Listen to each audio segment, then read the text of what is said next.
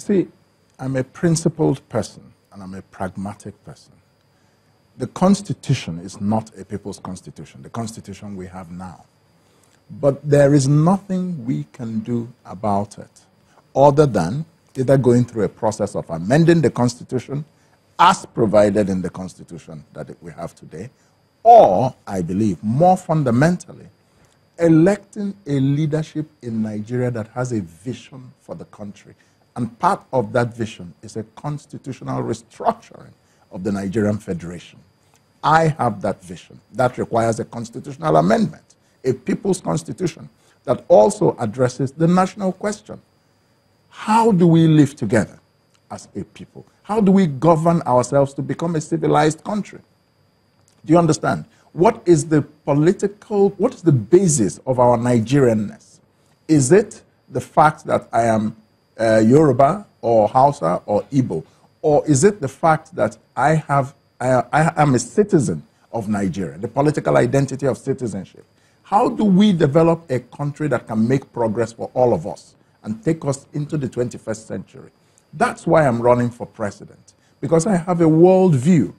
The challenge I see now is a challenge to the people of Nigeria to wake up and politically, democratically, at the ballot box, overthrow these clowns. Enough is enough. That's the issue. How can we be sitting down here analyzing the political antics of self-serving politicians instead of holding them to account for whether or not they have improved our lives? Nigerians are getting poorer and poorer and poorer. That's the issue.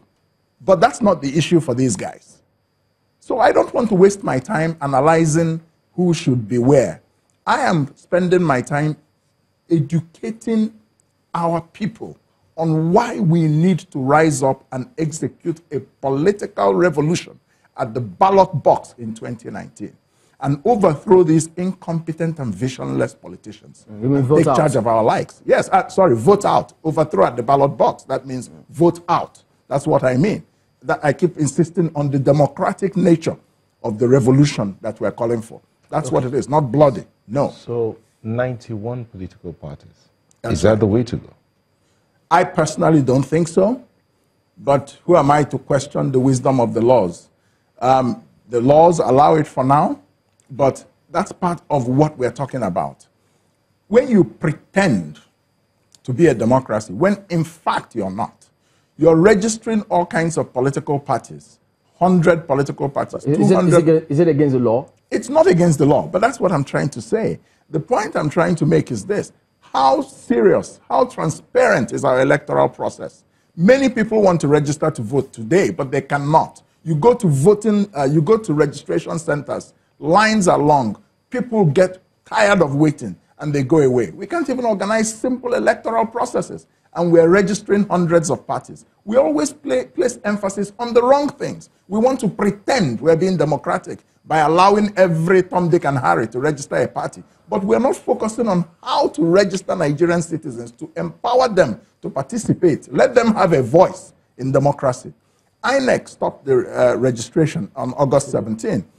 I went to INEC alongside, together with Charlie Boy Oputa and Omoyele Sowore, and we demanded that the registration be extended. And we gave good reasons.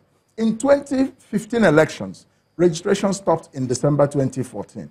Why should registration stop now in August? Well, we've just heard they've extended it by 2 weeks. Okay, that's an extension. So I would say that Nigerians should move massively to register. But is INEC ready to absorb the millions of people who may want to register? So the question of whether our democracy is actually functioning, whether our votes matter, is what should concern us, not pretending to be running a circus of hundreds of parties. Yeah, Mr. Moghalu, concerning the political parties, the newly registered one especially, yes, some believe that having more political parties takes governance to the grassroots. Do you share in that belief? No, I don't share that view.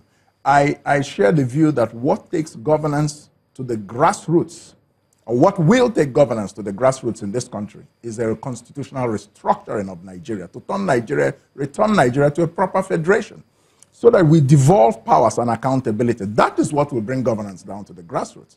It's not, pseudo-democracy that we are trying to run. We need to bring, governance down to the people. The current structure of Nigeria doesn't allow that. Everything is in Abuja. And so becoming presidency is do or die. But when we restructure those are the people you're going to face. It's do or die for them. Well, that's fine. But you see, no retreat, no surrender. I don't believe in surrendering to problems. I believe in overcoming challenges. That's the worldview I have. That's the worldview that can take Nigeria into the 21st century. A lot of powerful countries in the world today, we are once in the situation in which Nigeria is today. But effort of will, application of will, mobilization of the people, as we are trying to do now.